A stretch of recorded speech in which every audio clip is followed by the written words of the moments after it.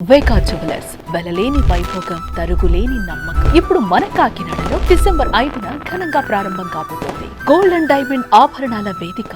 తిరుమలలో వీఐపీ దర్శనం అంటే లీడర్ల లెటర్ల కోసం తిరగాలి, లాబియింగ్ చేయాలి. లీడర్లు కూడా వీఐపీ టికెట్ల పేరుతో దందా చేస్తున్నారనే ఆరోపణలున్నాయి. దీంతో టీటీడీ కొత్త పాలక వర్గం కీలక నిర్ణయం తీసుకుంది.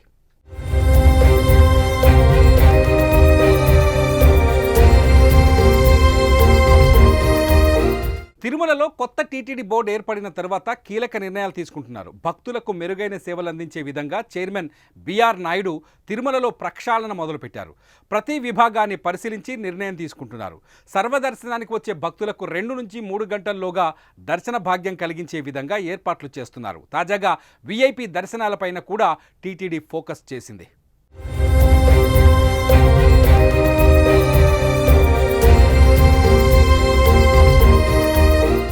రాజకీయ నేతల సిఫారసు లేఖలు అవసరం లేకుండానే శ్రీవారి పథకం ద్వారా వీఐపీ దర్శన టికెట్లు కొనుగోలు చేసే అవకాశాన్ని కల్పిస్తోంది టీటీడీ.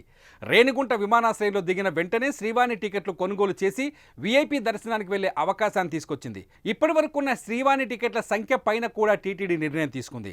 రేణిగుంట విమానాశ్రయంలో ప్రతిరోజు జారీ చేస్తున్న శ్రీవాణి దర్శన టికెట్ల సంఖ్యను టీటీడీ 100 నుంచి 200కు పెంచుతూ ఉత్తర్వులు జారీ చేసింది.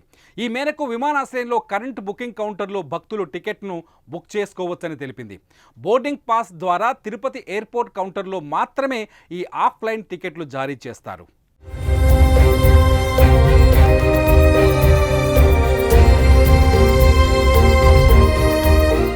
అలాగే తిరుమలలోని గోకులం విశ్రాంతి భవనం వెనుక వైపు ఉన్న శ్రీవాణి టికెట్ కౌంటర్లో ఆఫ్లైన్లో జారీ చేస్తున్న టికెట్ల సంఖ్యను 900 నుంచి 800కు తగ్గించారు. మొదట వచ్చిన వారికి మొదటి ప్రాతిపదికన ఈ టికెట్లను జారీ చేస్తారు. అంటే రోజుకు 1000 మంది వరకు వీఐపీ దర్శనం చేసుకోవచ్చు. ఈ దర్శనం టికెట్ ఒక్కొక్కటి 10,000 రూపాయలు ఉంటుంది. ఇప్పటి వరకు శ్రీవాణి ట్రస్టుకు 10,000 విరాళం ఇచ్చే వారికి 500తో కలిపి మొత్తం 10,500కి టికెట్ ఇస్తున్నారు. నిధులన్నీ శ్రీవారి ట్రస్టుకు వెళ్ళేవి.